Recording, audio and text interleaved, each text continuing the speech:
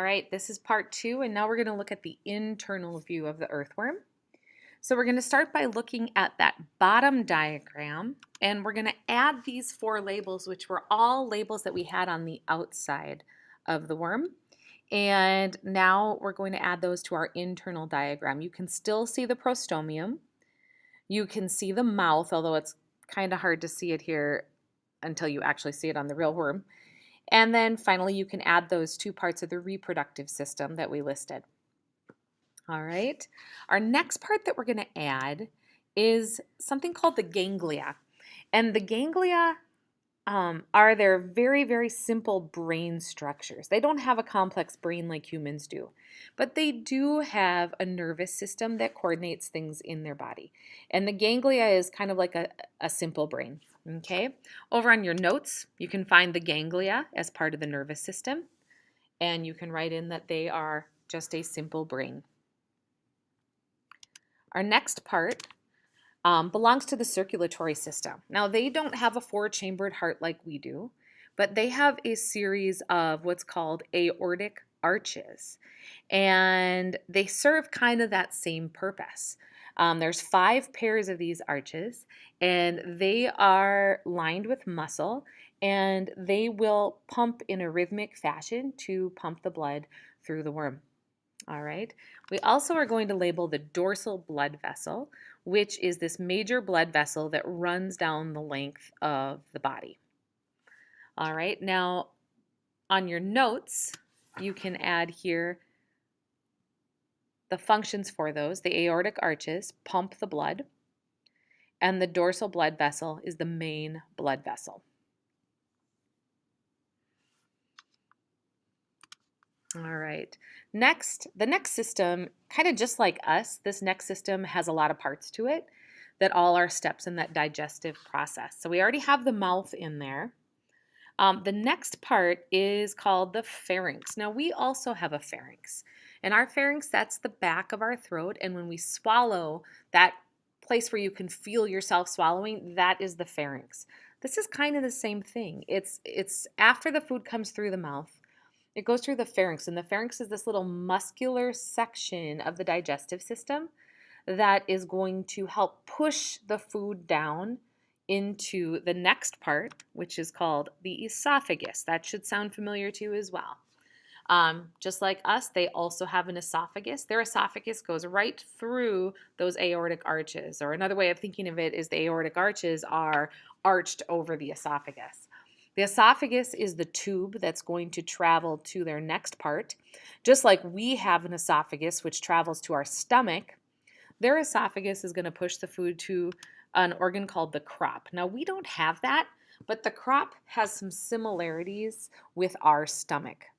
The crop is kind of like a holding area, just like our stomach sometimes acts as a holding area, that as we take that food in, it will hold on to the food as it kind of waits its turn to go through the rest of the digestive system.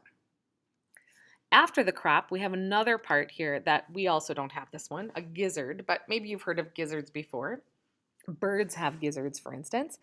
But the gizzard is a really strong muscular part of this system that is going to grind the food. And remember that worms are eating dirt. So there's like rocks in there and other things that really take a lot of effort to push through their system. And so the gizzard is part of that grinding and really breaking things down physically so that as the food travels into the next part, the intestines, it actually can get absorbed into the bloodstream. At that point, the dorsal blood vessel, remember, is going down there, and that's where the food is going to go into the bloodstream and go out to the rest of the body to bring all of that nutrition out to the rest of the worm. Okay, so take a minute now on your notes and let's add these quick notes to this section. The mouth, of course, is where the food goes in. The pharynx is for swallowing. The esophagus is that tube going to the stomach-like structure. The crop is for storing food. Gizzard is for grinding food. And the intestines is where the food is digested and absorbed. And finally, we don't see it on the diagram, but of course they have an anus. They have a complete digestive system, and this is where their waste will exit their body.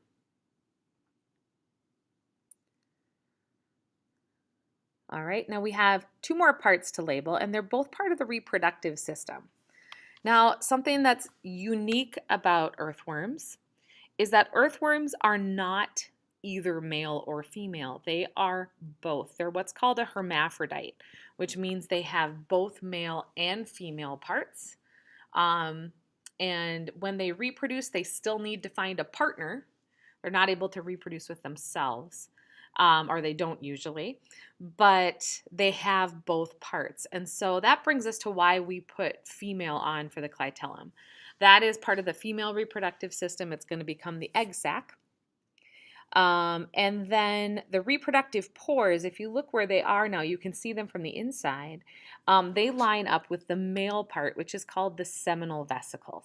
So the seminal vesicles are right here by these reproductive pores, and this is where sperm is made. And sperm is going to exit through the reproductive pores, which is why those are right next to each other. All right, so back on your notes, the final things to add here are in the reproductive system. Make sure that gets filled in. And this would be a good point to pause the video and double check that your notes are complete. All right, if everything's looking good, this brings us to the last step here on your notes.